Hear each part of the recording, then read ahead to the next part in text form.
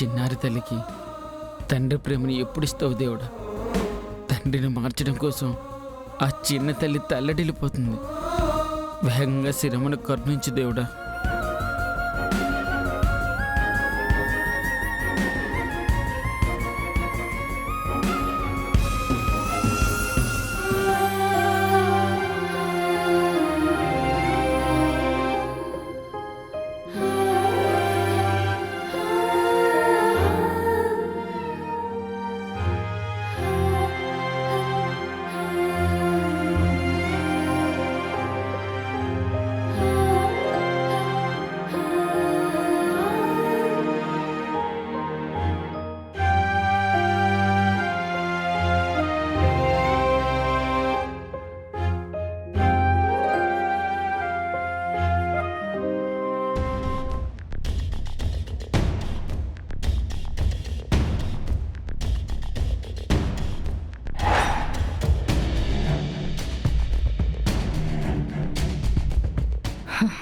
విహారీకి పాప దగ్గరైపోతుంది.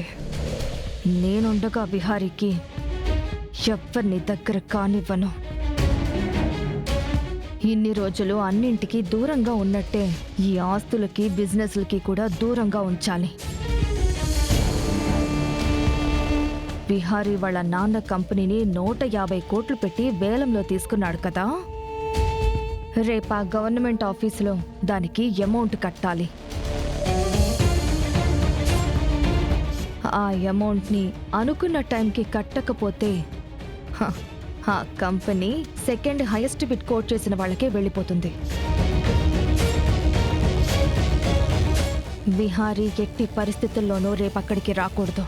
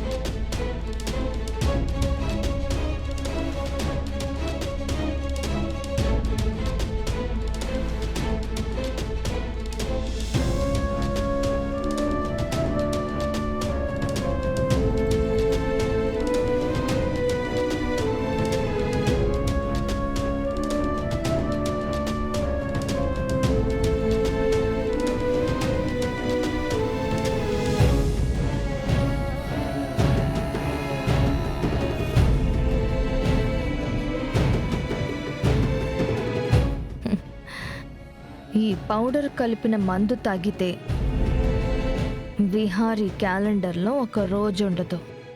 అంటే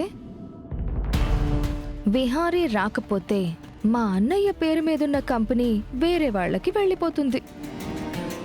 దాంతో కార్మికులకి విహారీ ఇచ్చిన భరోసా చెరిగిపోతుంది.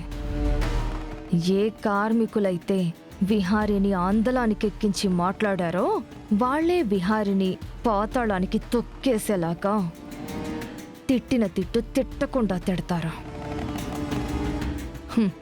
దాంతో ఇంట్లో అందరి దృష్టిలో విహారీ అన్ఫిట్ అని తేలిపోతుంది. ఇక విహారీ ఈ ఆస్తుల జోలికి గాని ఈ బిజినెస్ల జోలికి గాని రాడు.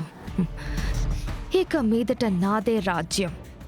నేనే ఈ రాజ్యానికి మకుటం లేని మహారాణిని.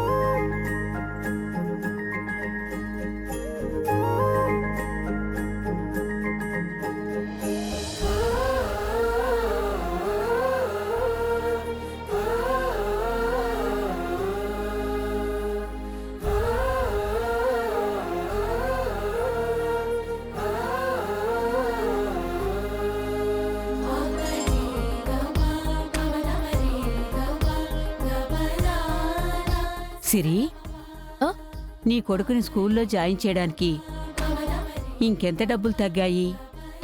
ఇంకెంతలే బామ్మ, 50,000 తగ్గాయి. హా? 50,000? అయితే నీ చేతిలో ఉన్న డబ్బులతో కలిపి ఎంత కట్టాలే ఆ స్కూల్కి?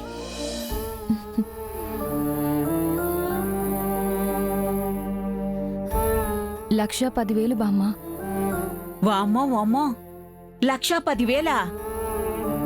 మా రోజుల్లో పంతులు గారికి అరబస్తా బియ్యం ఇస్తే చాలు, సంవత్సరం అంతా పాఠాలు చెప్పేవారు. మా చదువులు అయిపోయేవి. మా చదువులు కూడా వేలల్లోనే అయిపోయాయి బామ్మ. కానీ ఇప్పుడు జనరేషన్ అలా లేదు కదా. అవును సిరి, చదువుని అమ్ముకుంటున్నారు, లక్షల లక్షల ఫీజులు లాక్కుంటున్నారు.